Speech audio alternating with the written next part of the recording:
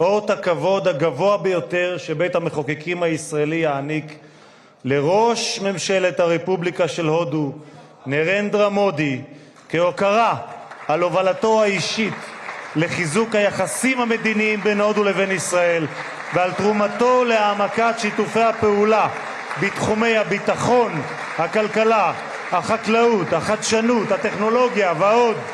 מנהיגותו, כפי שיכולתם להתרשם כולכם, מבטאת ידידות אמיצה ומחויבות לשותפות ארוכת טווח המבוססת על ערכים משותפים ואינטרסים משותפים בין שתי המדינות. בבקשה, אדוני.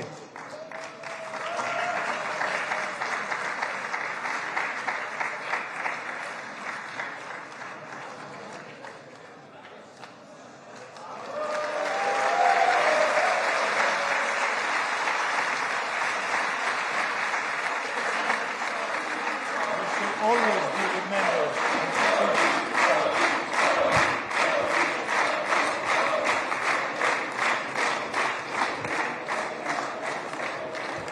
כבוד יושב ראש הכנסת וכבוד ראש ממשלת הודו.